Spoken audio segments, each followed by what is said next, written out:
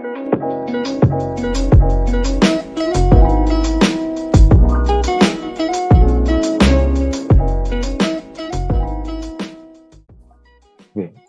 warahmatullahi wabarakatuh. Selamat sore semuanya. Selamat datang di Podak, podcast dadakan idenya, meledak maknanya.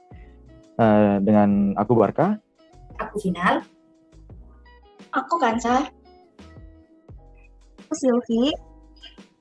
Dan aku Agni. Iya, di Podak perdana ini kami berhasil mendatangkan seseorang dari Bondowoso yang sangat luar biasa, inspiratif dan juga berprestasi tentunya. Dan untuk mengenal lebih jauh lagi, langsung aja kita sambut. Ini dia Kak Aldi Gusti Ardianto. Halo, apa kabar Kak? Ya, sehat. Terima kasih sudah mengundang saya sebagai narasumber di sini di podcast Podak ya. Iya, Podak, podcast dadakan. Halo teman-teman. Kalau Kak Aldi sendiri sekarang tinggal di mana Kak? Sekarang saat ini? Saya sendiri ini tinggal di Sakarya, di Provinsi Sakarya, 2 jam dari Istanbul. Di sana ya. Kira-kira ada rencana pulang tuh kapan Kak? Saya rencana pulang musim panas, saya bakal pulang ke Indonesia karena ada kerjaan dengan pihak Indonesia gitu. Oke. Yeah. Oke, mungkin biar lebih mengenal lagi siapa Kak Aldi ini, boleh Kak Aldi dipanggilnya Kak Aldi ya, benar ya? Aldi. Iya, benar. Oke. Mungkin Kak Aldi boleh memperkenalkan diri, mungkin berkarir sekarang di mana, keluh kesahnya segala macam ya, pokoknya perkenalkan diri aja Kak Aldi. Oke, silakan. Siap. Hai teman-teman, nama saya Aldi Gusti Ardianto. Saya di Turki ini kuliah di Sakarya University of Applied Sciences di jurusan Teknik Elektro. Selanjutnya saya juga kuliah di Anadolu University di jurusan Business and Management. Oke Kak Aldi. Nah, aku mau nanya nih, boleh nggak Kak Aldi ceritain gimana perjalanan Kak Aldi dari awal sampai bisa kuliah di luar negeri? Ceritanya saya bisa sampai ke luar negeri itu waktu itu bermula dari SMP. Waktu SMP saya itu nggak boleh sekolah di luar kota gitu. Saya inginnya itu kan sekolah di Jember. Terus sama ibu saya nggak boleh. Udah masih SMA, jangan jauh-jauh dari orang tua gitu. Terus karena nggak boleh, ini ceritanya unik banget. Saya kabur. Saya 3 hari nggak pulang. Nggak tahu tuh kemana tuh dah. 3 hari nggak pulang, setelah itu di SMS sama ibu saya. Apakah ini dinamakan anak yang berbakti kepada orang tua? Saya langsung baca kan, langsung nangis, saya langsung pulang. Terus saya minta maaf ke ibu saya, terus ibu saya bilang, udah kalau kuliah aja di luar kota nggak apa-apa. Gitu. Terserah mau di mana. Nah karena ibu saya bilang gitu, saya cari nih di luar negeri aja deh, yang lebih jauh gitu. Terus saya cari-cari dari SMP, saya pertamanya itu ada inspirasi saya, ada role model saya, sepupu saya sendiri ada di Jepang, di Jepang itu. Terus saya tanya-tanya gimana di Jepang, terus saya kepoin semuanya. Ternyata saya SMA diketemukan sama presiden beasiswanya Mitsubusan, ada tuh beasiswa buat ke Jepang. Udah ketemu, bicara-bicara, terus akhirnya saya nggak lolos di situ. Terus saya daftar ke negara yang banyak mahasiswa Indonesia, terus pendidikannya biayanya murah gitu. Salah satunya Turki, Rusia, terus ada lagi yang lebih mahal Korea. Saya daftar semua, terus yang paling cepat itu diterima di Turki, dan pas tanggal lahir ibu saya gitu. Saya diterima di Turki itu ada 3 universitas. Oke, jadi perjalanan Kak Aldi untuk mencapai kuliah di luar negeri itu nggak mudah ternyata ya, pernah ditolak juga gitu. Benar. Lalu selama tinggal di Turki, mungkin boleh dijelasin tentang persamaan dan perbedaan budaya antara Turki dan Indonesia itu gimana? Ya, kalau persamaannya sih sama-sama ini ya. Yang sama itu orang Turki sama orang Indonesia itu dermawannya tinggi gitu. Setiap orang lain kelihatan orang lain nggak ini lagi lapar, pasti langsung dibelikan makan gitu. Misalkan bajunya rusak atau pakaiannya rusak. Saya pernah ini cerita unik juga teman-teman. Saya pernah waktu itu sepatu saya rusak, saya belum dikirim duit sama orang tua. Terus dilihatin sama orang Turki, langsung dibelikan sepatu di mall. Terus dari sepatu itu saya dapat beasiswa, dapat sponsorship. Sekarang udah dapat dari tiga perusahaan. Alhamdulillah. Gitu teman-teman. Kalau perbedaannya di budaya ya teman-teman. Budayanya, adabnya mungkin saya kalau pulang ke Indonesia harus belajar adab-adab dan norma-norma di Indonesia lagi gitu. Kalau di sini itu keras banget orangnya. Terus budayanya juga kurang cocok lah sama saya. Walaupun saya cocok-cocokan gitu. Saya kayak saya bawa santai aja. Misalkan nggak cocok gitu ya saya ketawa aja gitu. Ya barusan Kak Aldi kan udah ngejelasin ya persamaan sama perbedaan tentang Turki kita. Terus sudah berapa lama Kak Aldi beradaptasi dengan budaya yang ada di Turki? Sampai saat ini saya masih beradaptasi dengan yang namanya bahasa Turki itu, bahasa alien, serius. 1 tahun tuh nggak cukup gitu sekolah bahasa. Yang diajarin itu bahasa sehari-hari, sedangkan misalkan kita ujian fisika, ujian differential equation, itu sampai kita nggak tahu apa yang ditanya itu sampai nggak tahu gitu. Banyak nih orang yang dari Indonesia itu banyak yang ini gitu, yang kayak putus asa gitu dengan bahasa Turki sendiri. Padahal bisa mereka tuh. Kalau di bahasa ilmiahnya tuh susah banget, butuh waktu dan jam-jam kerja yang ini yang banyak gitu. Oh, kalau dari berdasarkan pengalaman kakak ini, ada nggak sih budaya-budaya yang membuat kakak ini culture shock gitu dengan perbudayaan antara Turki dan Indonesia? Terus gimana kakak buat cara ngadepin si culture shock itu? Yang buat culture shock tuh yang pertama ya, di sini tuh dingin banget, serius. Kalau dingin banget, kalau panas banget. Itu yang tentang alamnya ya. Kalau tentang budaya itu bahasa sih, serius. Bahasa itu saya kasih contoh ya.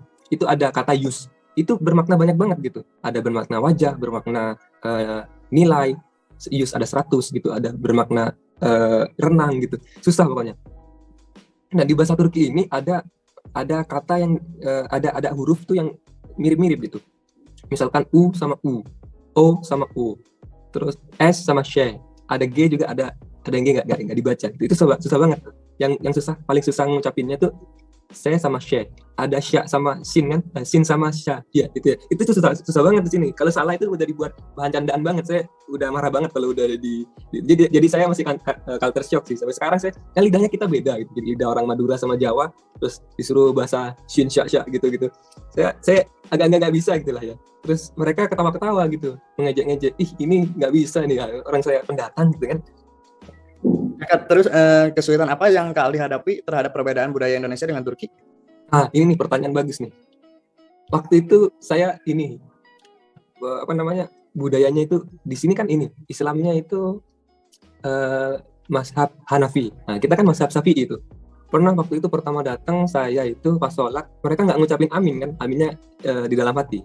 Habis Al-Fatihah, amin. Saya keras sendiri tuh. Amin. Mereka langsung itu langsung gimana ya? Waduh. Paling susah, yang paling beda itu bahasa sih di sini. Yang lainnya sama sebenarnya. Sopan santun mereka lebih rendah daripada kita karena kita orang timur kan. Kalau kita itu lebih ini dicium tangan itu ke orang lebih tua. Itu mereka nggak mau gitu. Dan mereka marah gitu kalau ini. Kadang ada yang mau, kadang ada yang enggak gitu.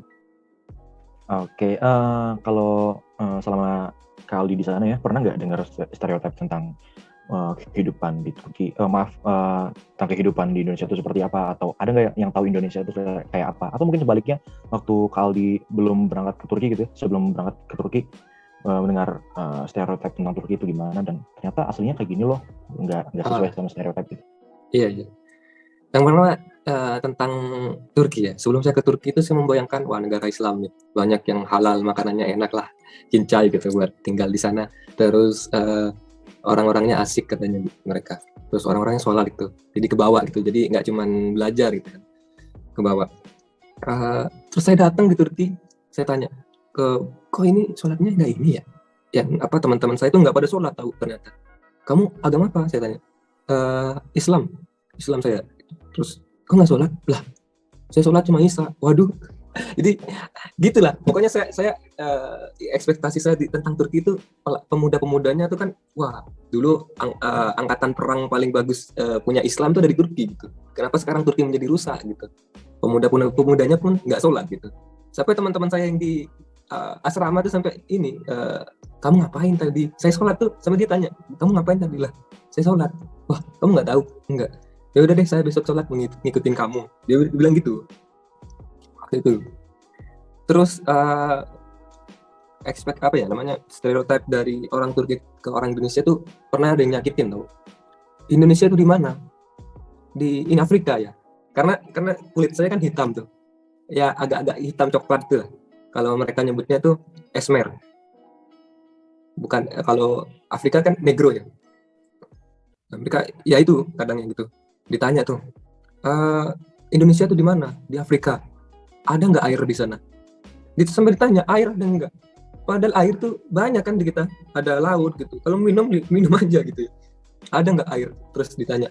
Waktu itu saya pakai sepatu rusak waktu itu ya.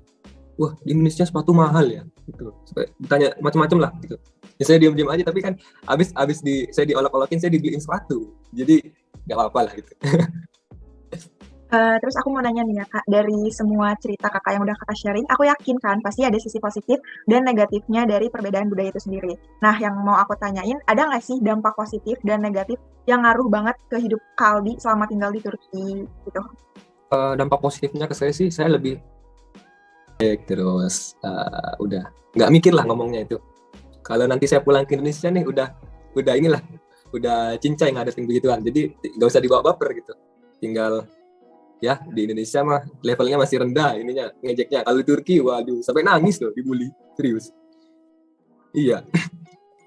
Terus sisi negatifnya saya harus kalau ketika pulang saya ke Indonesia itu saya harus belajar normal-normal lagi gitu.